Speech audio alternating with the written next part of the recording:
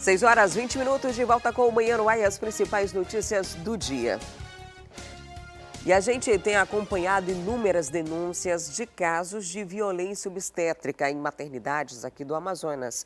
Por conta disso, um projeto de lei foi criado para garantir a proteção das mulheres e violência antes, durante e depois do parto.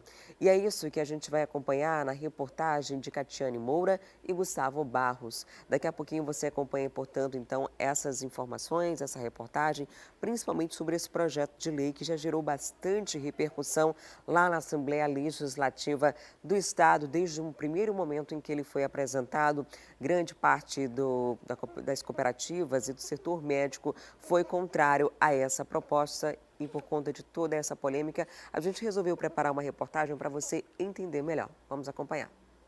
Jéssica conta que o sonho de ser mãe se tornou pesadelo assim que entrou nesta maternidade na zona leste de Manaus. O parto, que segundo ela deveria ter sido cesárea, já que a gravidez era de 7 meses, não foi possível, por falta de vaga no centro cirúrgico.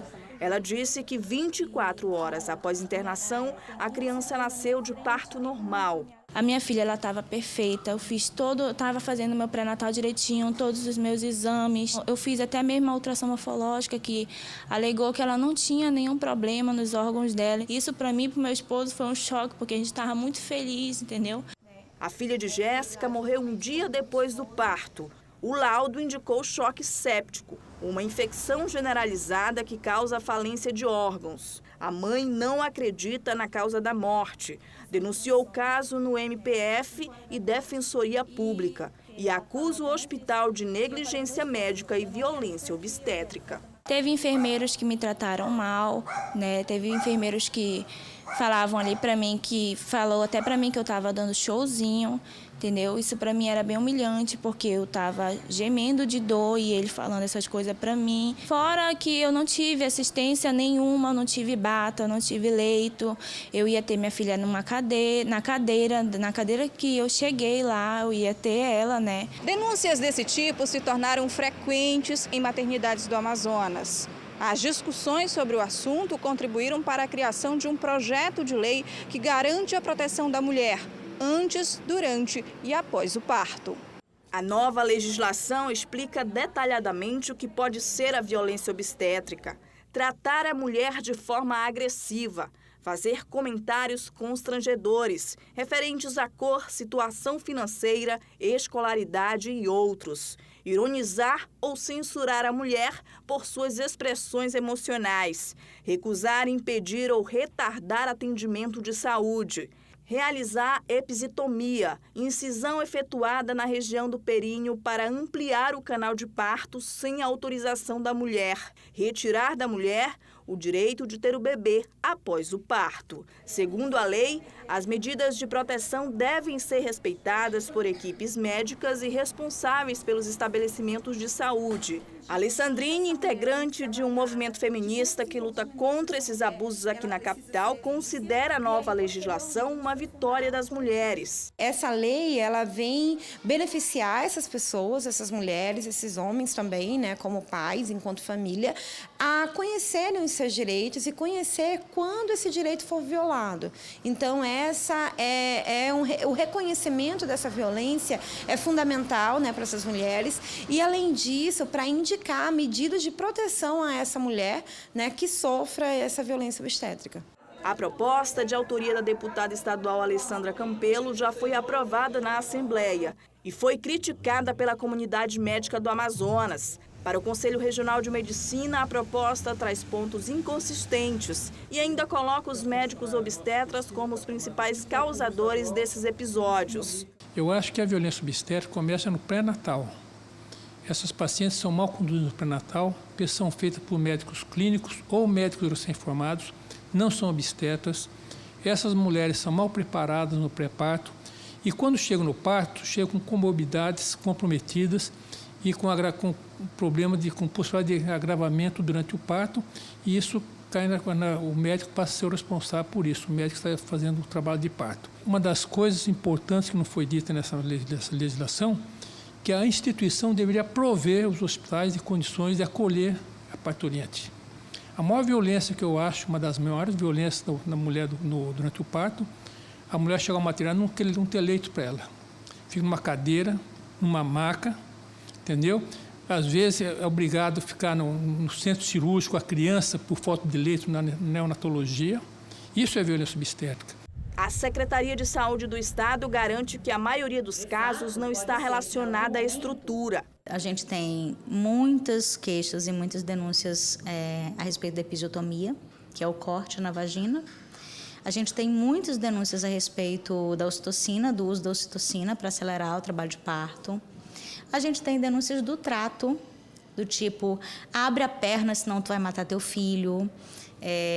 Isso não tem a ver com estrutura, né? Isso tem a ver mesmo com a relação que se estabelece para a condução do trabalho de parto. A gente tem questões relacionadas à mudança de modelo. Sim, aonde está o poder? De quem é o poder na hora do parto? É do profissional de saúde ou é da mulher e da família? Esse deslocamento para a gente conseguir ouvir o que as usuárias querem, ele é um processo difícil. De acordo com informações da Suzan, a média de partos nas 7 maternidades assistidas pelo Estado é de 3.000 ao mês. E isso só na capital. E cada 4 dessas parturientes, uma sofre violência durante o parto. A Defensoria Pública do Estado integra uma rede em defesa dos direitos das mulheres contra esse tipo de violência.